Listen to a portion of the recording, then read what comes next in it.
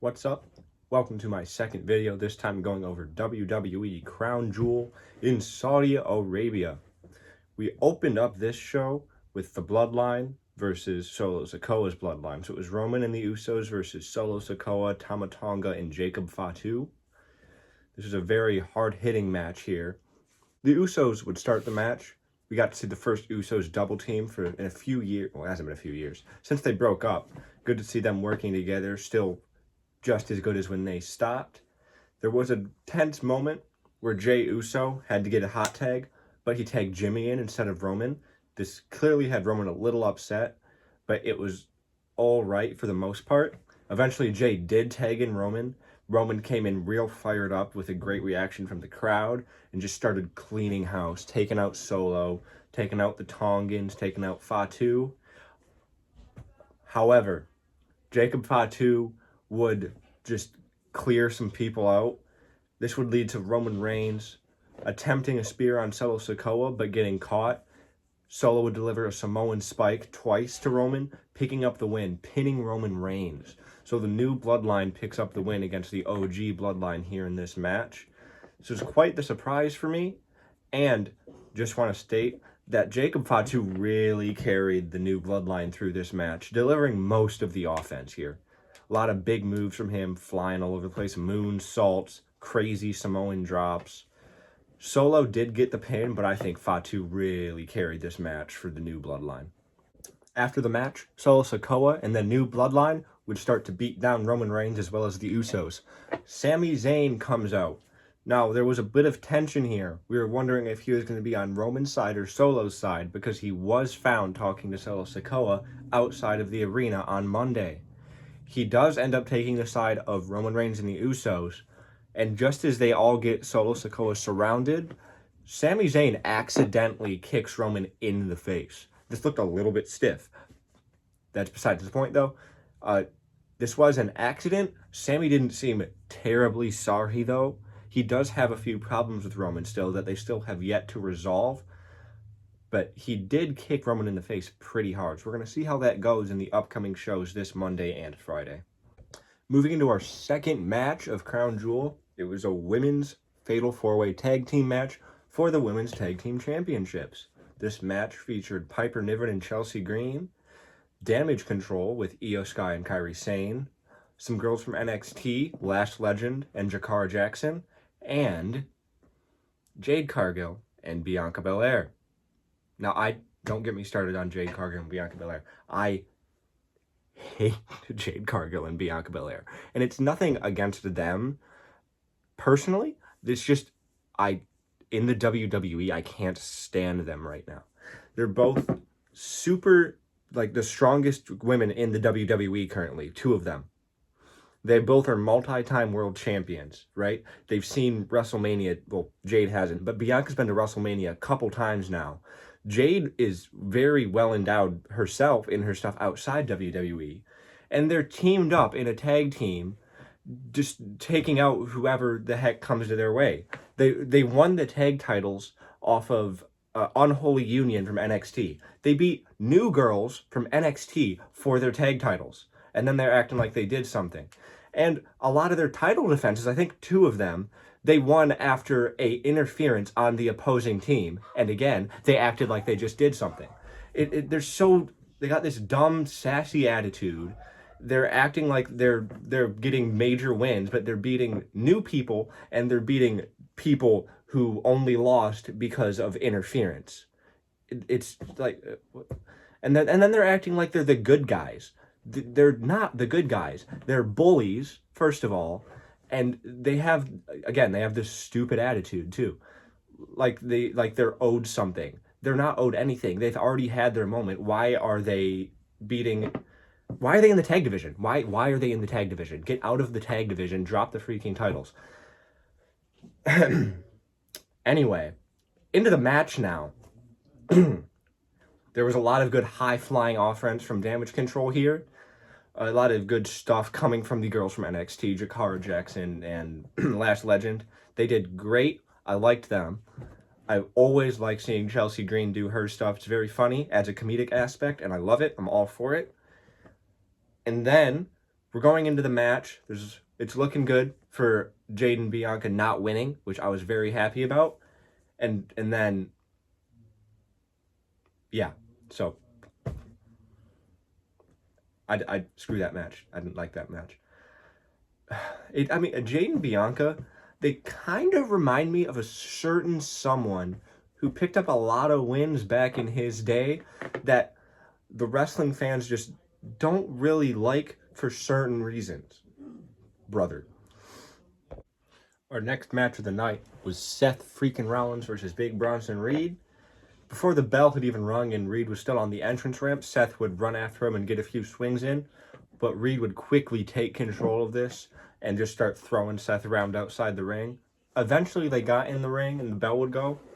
Match starting now, and Reed was still in complete control of this match, just having his way with Seth, which I had a feeling was going to happen after Monday Night Raw when he took that stomp on the hood of the car and still got up. But it was a lot worse than I thought it was going to be, actually.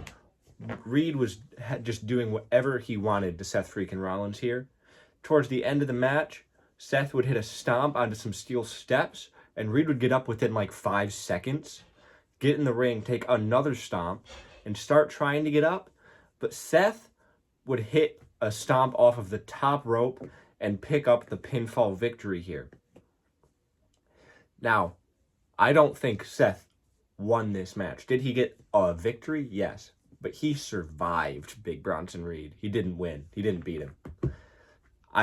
Reed's most likely still going after Seth. He's probably going to get his licks in soon. Maybe we'll get a rematch at the next pay-per-view, which I definitely expect Big Bronson Reed to pick up the win if they do have a rematch. But overall, this was a pretty good match. A lot of good storytelling here, and a win for Seth freaking Rollins.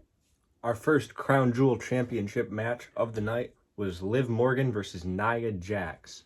Nia Jax was in control for the majority of this match here. She hit a massive Samoan drop off the middle rope to Liv Morgan, and it was looking really good for her until Liv hit a sunset flip powerbomb, and Tiffany Stratton came in to attempt to cash in, which is great. I was really pulling for Tiffy here, but Nia would catch her and tell her to leave. She would leave momentarily before coming back and attempt to cash in a second time, but she was stopped by Raquel Rodriguez, who was there with Dominic Mysterio to help Liv get the win. Now, after some interference from both Raquel and Dom, and Nia flattening Tiffany Stratton accidentally outside of the ring, Liv Morgan would win here.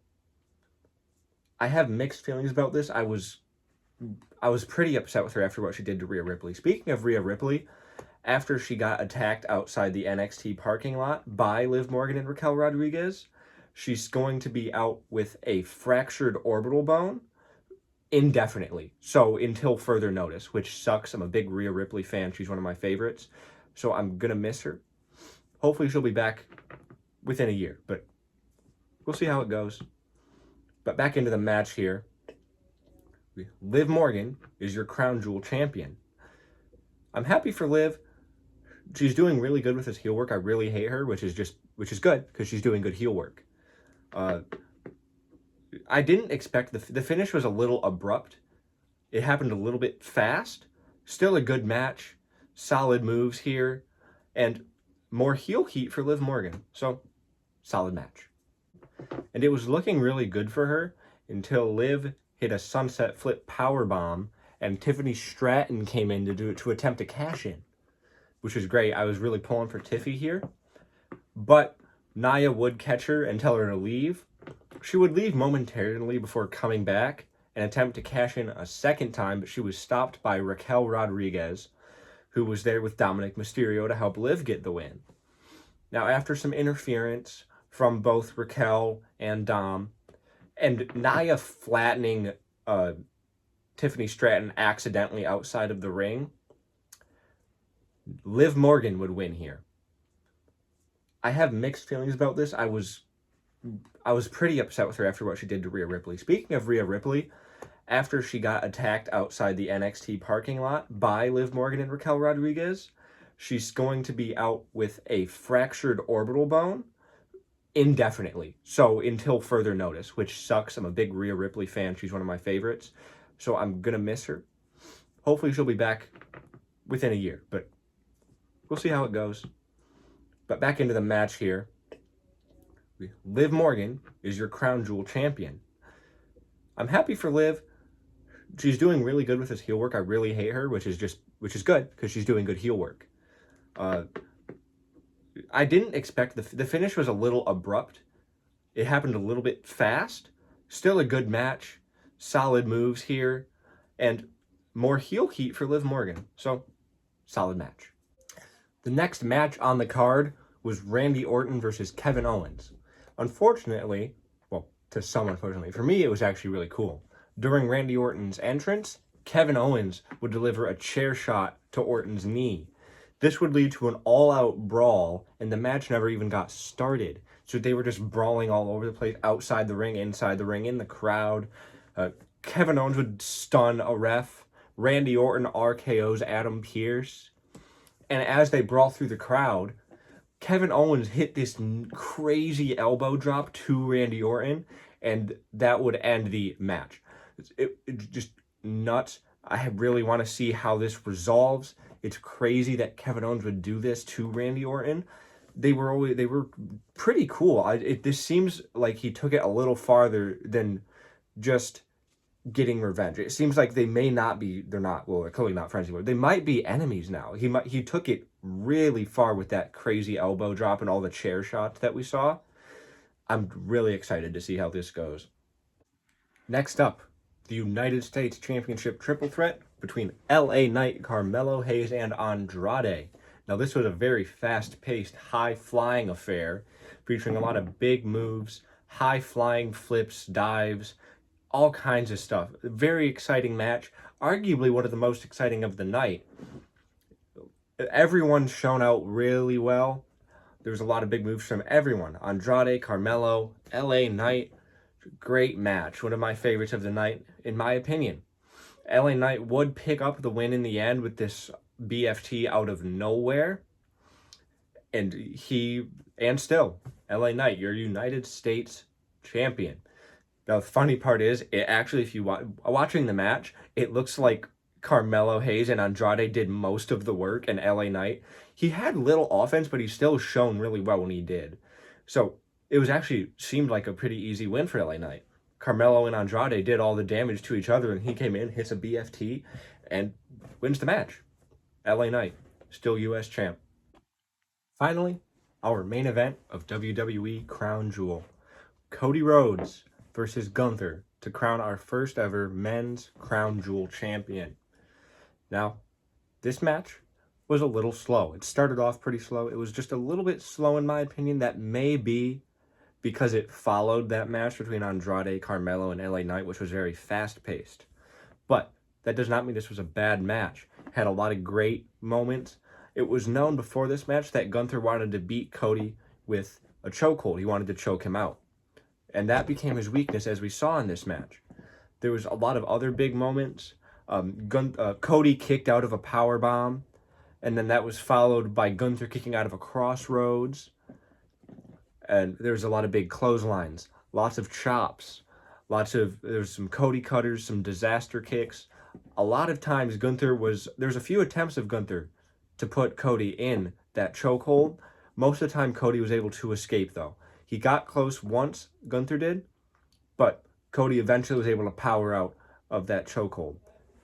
The match ended when Cody would attempt a Cody cutter off of the top rope, and Gunther would catch him in that rear chin lock. However, Cody Rhodes would deliver the Bret Hart special, pinning Gunther to the mat for the count of 3. And Cody Rhodes became our inaugural WWE Crown Jewel champion. It's a solid match, as I said before, just a little bit slow in my opinion. But we're going to move on to a few after points just to follow up. I love the Crown Jewel title. I think it looks amazing. But we don't get to see it. It was stated after the show that it's going to stay in Saudi Arabia, and the winners, Liv Morgan and Cody, get a ring. It's I think that's just ridiculous. Like, why can't we see this beautiful title that we just got? We get a ring. And I kind of get it, because that title won't be being defended until Crown Jewel. So this means that Cody could lose his title, and so could Gunther, and then the current champs then will fight for the Crown Jewel title at Crown Jewel, and Cody or Liv Morgan get to keep their ring to represent that they have been a Crown Jewel champion. I just wish we got to see the belt more. It's a really great title belt. I love how big it is.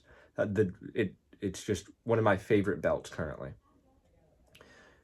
Anyway, that about wraps it up for this video feature about Crown Jewel. I'm going to be making one for Monday Night Raw coming up here. I hope you tune in. Thank you.